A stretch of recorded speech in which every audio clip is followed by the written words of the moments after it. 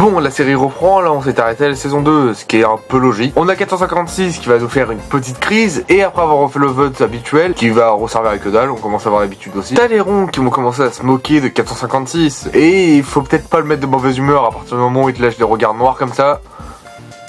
Vaut mieux pas l'embêter. Sauf que il y a la salope qui a décidé d'aller l'embêter, et... On t'avait prévenu, regarde le regard qu'il a lancé à l'autre aussi, t'étais sûr que toi il était étranglé, et limite t'as eu de la chance qu'il était pas tué, parce que l'autre... Et ensuite, on a enfin le nouveau grand jeu, un cache-cache. Oui bon, c'est pas très terrifiant, mais quand même, parce que là les joueurs vont être séparés dans deux équipes, les souris et les chercheurs. Et moi, personnellement, vu mes grandes heures que j'ai sur le Prop Hunt, je m'en serais sorti haut la main. Ouais, enfin, ils seront pas transformés en objets. Ah oui. Donc je serais mort du coup. Parce que moi je me serais même pas aidé dans un coin en pensant que j'étais une caisse. Bon après ça va, tranquille, il y a juste à se cacher un petit peu, et puis ça va. Sauf quand t'es contre 456, car je te rappelle qu'il a une cible. Ah oui c'est vrai, le fils de pute, celui qui a gâché la rébellion. Puis bon du coup, zéro clémence de la part du 456, hop, il bute direct. Ça fait un connard de moins, moi je suis pas contre. Et du côté de la vieille, ça se passe comment? Ah, et bah elle arrive à se planquer avec ses 3 meilleurs potes on peut dire. Et pas son fils, parce que son fils, il est dans notre équipe.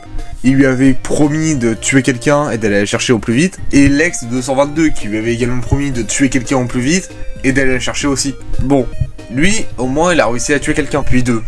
Puis 3. Il s'est laissé emporter ce connard. À un moment, on peut plus rien faire pour lui. Hein. Et du coup, elle, la vieille, arrive à se planquer, à rester silencieuse.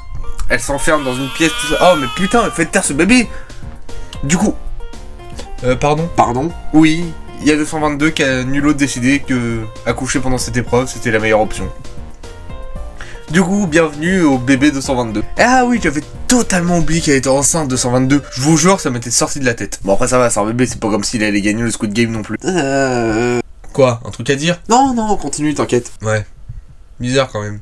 Bon après, un massacre plus tard, dont la folle, merci beaucoup, enfin un crève celle-là. Et il y a d'autres persos principaux qui vont mourir.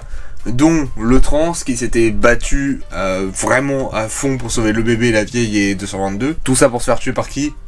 333. C'est bizarre, je commence de plus en plus à le détester ce connard. Et il y a également le fils de la vieille qui se fera tuer par sa mère. Parce que oui, ce sans-couille devait tuer quelqu'un, je vous rappelle. Mais il a pas réussi à le faire, du coup il s'est dit tiens, je vais aller tuer 222 et son bébé. Du coup la mère, pour la protéger, l'a tué. Non, ne faites pas ça. Épargnez mon fils, je vous en prie. Non. Oui bah va pas chialer comme ça, tu vas quand même planter ton truc dans le dos avant. Bon après, le principal, c'est quand même qu'elle ne regrette pas ce qu'elle a fait.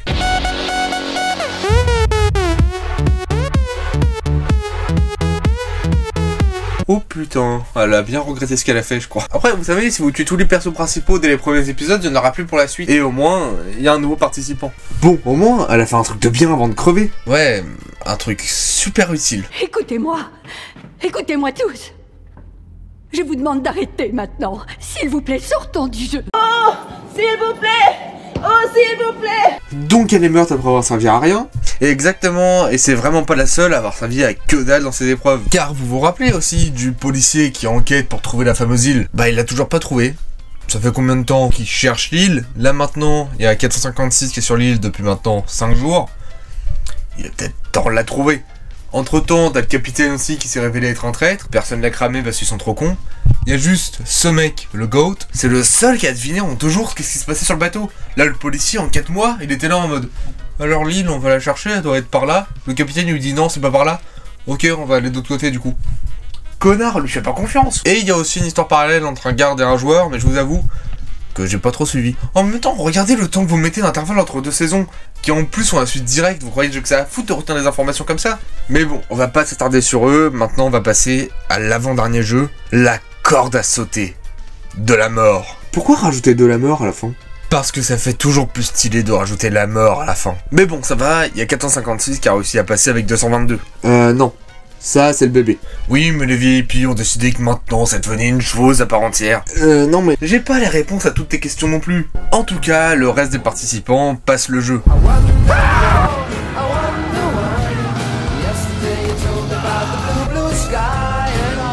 Sauf 222.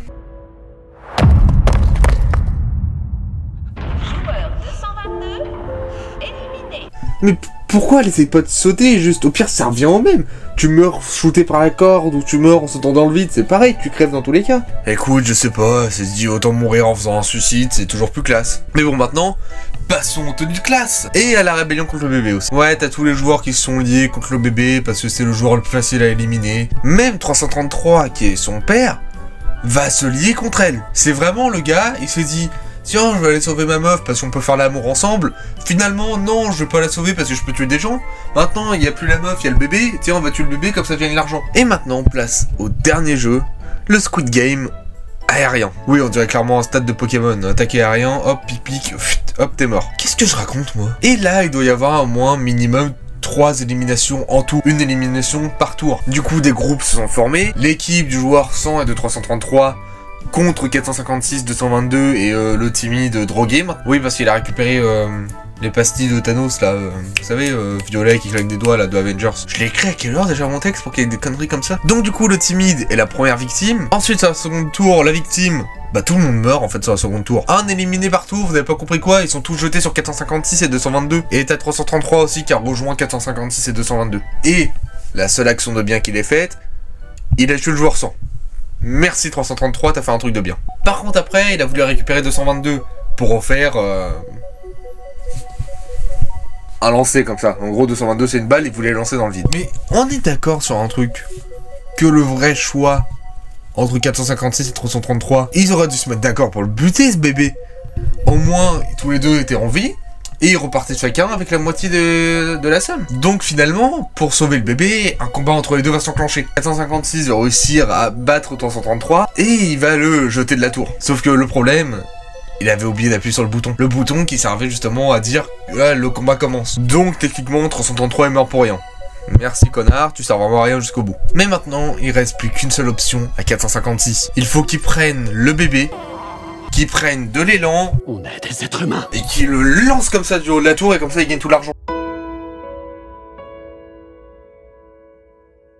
Ah ouais non mais là le con il s'est lancé lui-même. Donc le bébé gagne le Squid Game. Le machin il a pas de nom, il a pas ouvert les yeux une seule fois, il gagne le Squid Game. Sauf qu'entre temps, bah le policier il a trouvé l'île enfin, ainsi que les gardes de côte aussi. Du coup les membres du Squid Game vont décider de faire péter l'île pour faire disparaître toutes les preuves. Et le flic, c'est à ce moment-là qu'il va retrouver son frère et qui va lui faire le plus grand discours qu'on ait connu de l'histoire des blockbusters de séries de cinéma mon cul. Pourquoi? Donc là, t'es en train de me dire que t'as passé je sais pas combien de temps à planifier ton retour sur l'île, tout ça. T'arrives à la fin quand tout le monde est mort. Ok. T'arrives à la fin quand l'île est sur le point de péter dans 30 secondes. Ok. T'arrives face à ton frère que t'as pas vu depuis je sais pas combien de temps, le seul truc que t'arrives à lui dire c'est ça. Quand est-ce que tu vas récupérer tes couilles, connard, et lui tirer dessus à l'AK-47? Et après un dernier moment sur les plateaux des jeux de Squid Game qui nous ont tant marqué.